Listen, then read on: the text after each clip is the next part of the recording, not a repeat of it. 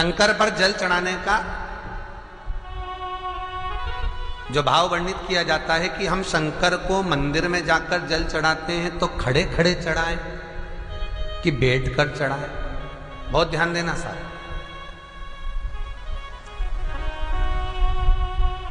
शंकर में मंदिर में जाकर हम भगवान शंकर को जल चढ़ाएं तो खड़े होकर चढ़ाएं कि बैठकर चढ़ाएं। अब दो तरह का शिवलिंग है मंदिरों में, दो तरह का शिवलिंग का निर्माण होता है, ठीक है। एक विष्णु शिवलिंग, एक शक्ति पार्वती शिवलिंग। दो तरह का शिवलिंग मंदिरों में होता है, दो तरह का शिवलिंग मंदिरों में होता है, समझ लेना बहुत अच्छी तरह से। एक शिवलिंग वो होता है जो जमीन पर डायरेक्ट जलाधारी रहती है, शिवलिंग रहता है, ऐसी जलाधारी पूरी की पूरी, और शिवलिंग जमीन पर रखा रहता है, भूमि पर रखा रहता है, डायरेक्ट जमीन पर। आप जल ले जाकर चढ़ाए, निकल गया रास्ते से। एक शिवलिंग जो जमीन पर डायरेक्ट शंकर भगवान की जलाधारी और शिवलिंग रखा रहता है, वो शक्ति शिवलिंग कहलाता है। माता पार्वती का हस्त कमल उस शिवलिंग के सम्मुख में। और दूसरा शिवलिंग एक डमरू जैसा होता है। अब वो हम उसको कैसे वर्णन, एक डमरू शिवलिंग होता है, ऐसा उसका स्टैंड होता है, ऐसा स्टैंड होता है, नीचे शिवलिंग रखने की जगह होती, फिर ऐसा होता है, फिर उसके ऊपर इस तरह शिवलिंग रखा होता है। देख, दर्शन करें आप लोगों ने। अब फिर इसके ऊपर शंकर भगवान का शिवलिंग रखा होता है, ठीक है। इस तरह का जो शिवलिंग होता है, एक डायरेक्ट नीचे रखा हुआ शिवलिंग और एक भगवान जो नीचे डमरू जैसी आकृति होती है, इस पे जो डमरू जैसा जो भाग बना होता है, ये भगवान विष्णु का हस्तकमल है, और ऊपर का जो भाग है वो भगवान ब्रह्मा का हस्तकमल है। इसको विष्णु शिवलिंग कहते हैं।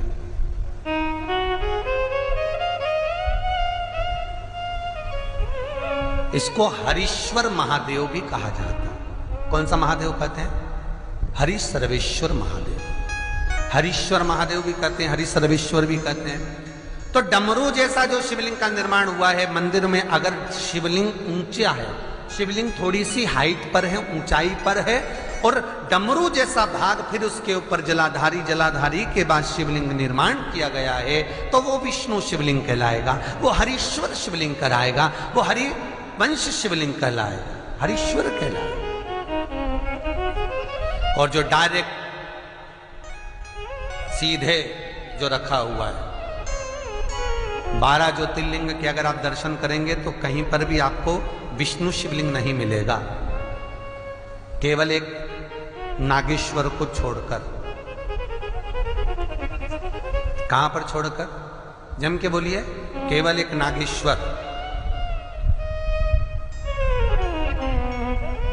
नागेश्वर को छोड़कर बाकी के जितने 12 ज्योतिर्लिंग में शिवलिंग के दर्शन करोगे, सब शक्ति शिवलिंग मिलेंगे, सब जमीन पर।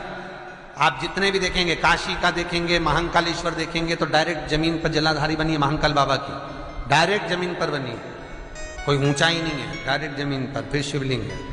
ओमकारेश्वर देख लीजिए, ममलेश्वर देख लीजिए, आप चाहें तो विश्वनाथ देख लीजिए, डायरेक्ट जमीन पर। सोमनाथ देख लीजिए, डायरेक्ट जमीन पर। केदारेश्वर देख लीजिए, डायरेक्ट जमीन पर। भीमाशंकर, वैद्यनाथ, डायरेक्ट। आप वैद्यनाथ जी के लाइव प्रसारण कभी चालू कर देखना, डायरेक्ट जमीन पर, डायरेक्ट। तो जितने भी शिवलिंग हैं सारे के सारे शक्ति शिवलिंग हैं। जो डमरू के भाग पर रखा हुआ है वो हरीश्वर शिवलिंग, विष्णु के हस्तकमल पर जो रखा है, तो शास्त्र कहता है आप शक्ति शिवलिंग का जब जब अभिषेक करें, बहुत ध्यान रखना अपनी जिंदगी में इस प्रसंग को श्रावण के महीने में बहुत ध्यान रखना। आपके आसपास में भी मंदिर हो तो उस पर ध्यान रखना। जो शक्ति शिवलिंग हो उस पर जब भी जल चढ़ाना तो बैठकर चढ़ाना, बैठकर चढ़ाना। शक्ति शिवलिंग पर जब भी जल चढ़े, भले शिवलिंग कितना भी ऊंचा हो, कितना भी ऊंचा हो, तो संघी से चढ़ा दो, पर जल बैठ कर चढ़ाइए। भले शिवलिंग ऊपर है, पूरा तरह से हाथ नहीं पहुंचा, जैसे सोमनाथ जी में अब शिवलिंग कितना बड़ा, महाकालेश्वर का शिवलिंग कितना बड़ा, तो उसको तो बैठकर स्नान नहीं करा सकते। भले शिवलिंग कितना भी ऊंचा हो, पर अगर भूमि टच है, शिवलिंग अगर भूमि टच है, शक्ति शिवलिंग है, तो भले आधा शिवलिंग नहाए, आधे पर पानी जाए, पर बैठकर ही स्नान कराया जाता है।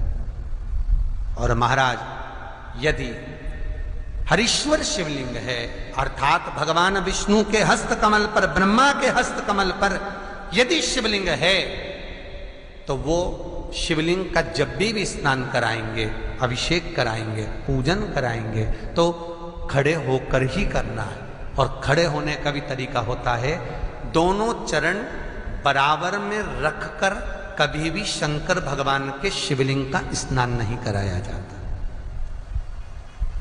महाराज दोनों चरण बराबर रखकर, अगर हरीश्वर शिवलिंग है, किसी मंदिर में शंकर को जल चढ़ाने के लिए आप गए हो और शंकर को जल चढ़ा रहे हो, तो हरीश्वर अगर शिवलिंग है तो दोनों पांव बराबर रखकर नहीं, एक सीधा चरण थोड़ा सा आगे रखिए और उल्टा चरण थोड़ा सा पीछे रखकर भगवान शंकर का जलाभिषेक करने पर लक्ष्मी जैसे अपने चरण रहते हैं, भगवान शंकर उसी तरह से लक्ष्मी को दौड़ाते हुए अपने घर में प्रवेश कराते।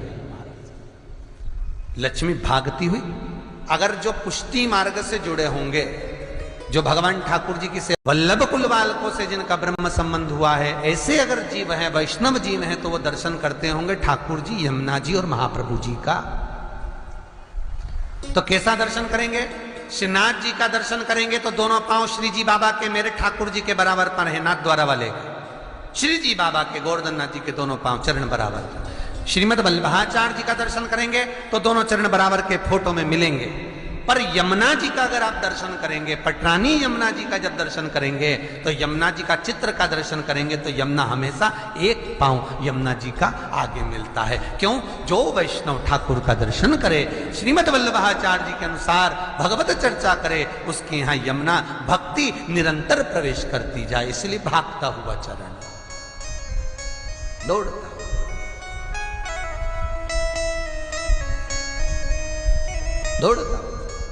तो शंकर भगवान का अगर हरीश्वर शिवलिंग है, कहीं शिवलिंग डमरू आकृति पर, अगर ऊंचाई पर है, हरीश्वर है, तो फिर जल खड़े होकर चढ़ाए, चरण आगे पीछे। बहुत ध्यान देना महाराज, हरीश्वर शिवलिंग का वर्णन किया महाराज। बहुत सुंदर बात कही है, बहुत ध्यान से सुनिएगा। शक्ति शिवलिंग के ऊपर जो जलाधारी लगती है, शक्ति शिवलिंग के ऊपर जो जलाधारी लगती है, वो 5 मिनट, 10 मिनट, आधा घंटा रखकर 24 घंटे के लिए हटा सकते हो। शक्ति शिवलिंग के ऊपर जो जलाधारी लगती है, वो 15-20 मिनट रखकर, आधा घंटा रखकर आप हटा सकते हो। पर हरीश्वर शिवलिंग के ऊपर भगवान विष्णु के हस्त कमल पर जो शिवलिंग का निर्माण आपको भी वर्णन किया, अगर वो शिवलिंग है तो उस पर जलाधारी अगर लगी है, तो कम से कम 5 घंटा, 8 घंटा तो जलाधारी को रखना पड़ेगा ही। बहुत ध्यान दीजिए महाराज। शंकर जी की प्राण प्रतिष्ठा करते समय, शंकर जी की स्थापना करते समय, शंकर जी को प्राण प्रतिष्ठित करते समय एक एक चीज का ध्यान करना पड़ता है कि हमें कैसा शिवलिंग रखना है, कौन सा शिवलिंग रखना है, कैसे स्थापना करना है, किस भाव का होना चाहिए। शंकर के मंदिर में शंकर जी विराजे हैं, तो गणेश जी, कार्तिकेय और पार्वती की मुद्रा कैसी होना चाहिए, गणेश जी कौन सी सूंड का होना चाहिए। जब शंकर के मंदिर में हम आराधना कर रहे हैं तो गणेश जी की सूंड किस ओर होना चाहिए, पार्वती की मुद्रा कौन सी होना चाहिए, षडानंद कार्तिकेय की दृष्टि कहां होना चाहिए, ये शंकर जी की प्राण प्रतिष्ठा में देखा जाता है। केवल मूर्ति वाले ने बाजार में मूर्ति बनाकर बेच दी और तुम गए हमें शंकर जी का परिवार दे दो, हमारे मंदिर है छोटा सा, मैं वहां प्रतिष्ठा करना है। तुम बाजार में गए और शंकर जी का परिवार लेकर आ गए, शंकर जी लिया, कार्तिकेय लिया, पार्वती जी लिया, गणेश जी लिया और स्थापना करवा दी पंडित जी से। और बाद में बोली हमको थोड़ी कष्ट हो रहा है, हमको थोड़ी तकलीफ हो रही है, कहीं ये हम जब से लाए इससे तो नहीं हो रही, कहीं इससे तो नहीं। नहीं, गलती तुम्हारी है। तुम तो बस गई और लेकर आ गई। यहां तक शिव महापुराण की कथा कहती है कि तुम्हारे घर की मूर्ति जितनी पुरानी होती है उतना सुख देती है। आपको पहले भी कथा में कहा, दिया और मूर्त पुरानी होगी चलेगी।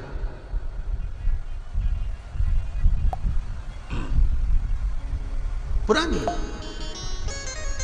एक फैशन चल गया, छोटे से ठाकुर जी नहीं रखूं, बड़े वाले लाऊंगी लड्डू गोपाल, सेवा अच्छे से हो जाएगी। और जो सास के हाथ के वो अब उनको नहीं पूछे तो दुख नहीं होगा, दुख तो होगा। महाराज, घर में जेठानी के आने के बाद देवरानी आती है और सास देवरानी से बहुत लाड लड़ाती है। छोटी बहू है, ले साड़ी पहन ले, ये ले रकम ले, ये ले हैं। सास जब छोटी को बहुत कुछ करती है तो जेठानी का जीवड़ा जलता कि नहीं जलता? बोलो तो सही, थोड़ा बहुत तो लगे, बताओ हमको तो कभी नहीं करा, हमको तो ऐसा कर ही नहीं, हमको तो ऐसा कर ही नहीं।